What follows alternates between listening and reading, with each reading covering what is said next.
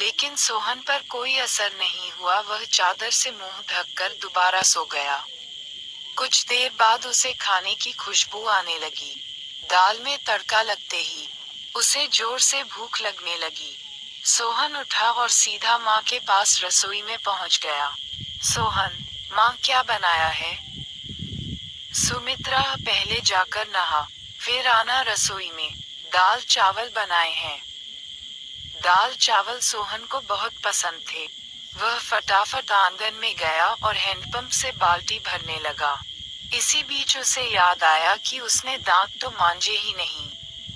उसने फटाफट मंजन लेकर दांतों को रगड़ लिया और मगा साबुन लेकर बैठ गया नहाने। जल्दी से नहाकर कपड़े पहनकर रसोई में पहुंच गया। तब तक खाना तैयार हो चुका था। माँ ने खाना परोस दिया। खाना बहुत ही स्वादिष्ट बना था। सोहन ने भरपेट खाना खाया। वह खाना खाकर उठा तो माँ ने टोक दिया। सुमित्रा, अब कहाँ चल दिया? सोहना, माँ लगता है खाना कुछ ज्यादा ही खा लिया। बहुत तेज नींद आ रही है, मैं तो सोने जा रहा हूँ। सुमित्रा, हे भगवान, अभी 1 घंटे पहले ही तो सोकर उठा है। तुझे बस सारा दिन यही काम है, उठो, खाओ और सो जाओ। तुझे पता है तेरे पिता खेत में कितनी मेहनत करते हैं, तब हमें 2 वक्त की रोटी मिलती है। कुछ नहीं तो जाकर उनकी मदद ही कर दिया कर। उनके लिए खाना ले जा, मैं अभी तैयार कर रही हूँ। सोहन पर तो जैसे दुखों का पहाड़ टूट पड़ा। सोहना, माँ तुम्हें पता है इतनी धूप में पहले एक बार मैं खाना देने गया था। आकर कितना बीमार पड़ गया था। तुम ही चली जाना, मैं तो सोने जा रहा हूँ। सुमित्रा को बहुत गुस्सा आया। इससे पहले वह कुछ कहती, सोहन तेजी से अपने कमरे में जाकर सो गया। सुमित्रा खाना लेकर खेत पर पहुंची। कबीरदास बहुत मेहनत से खेत जोत रहे थे। सुमित्रा, सुनो जी, पहले खाना खा लेते। कबीरदास, अरे तुम इतनी धूप में क्यों परेशान होती हो, सोहन के हाथ से खाना भेज देती। सुमित्रा, हमारे तो भाग्य ही फूट गए हैं। ऐसा आलसी बेटा मिला है, बस खाता है और सो जाता है। भगवान जाने इस लड़के का क्या होगा।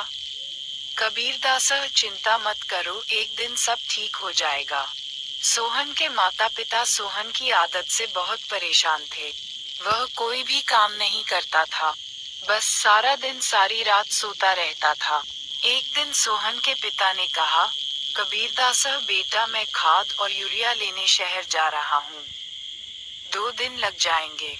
फसल तैयार होने वाली है तो सुबह खेत पर चले जाना और सारा दिन वहीं रहना। शाम को खाना खाकर रात को वहीं सोने चले जाना। कहीं कोई जानवर खेत में न घुस जाए या कोई और हमारी फसल को नुकसान न पहुंचा दे।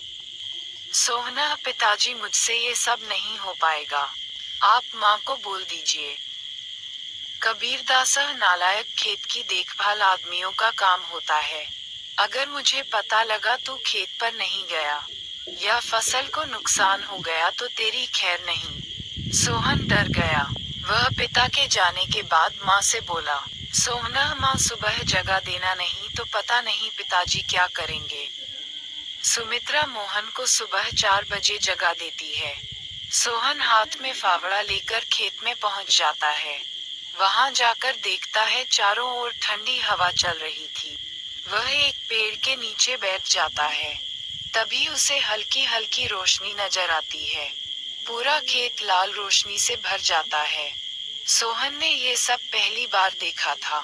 वह आश्चर्य से सब देखता रहा। कुछ ही देर में सूरज उगने लगा।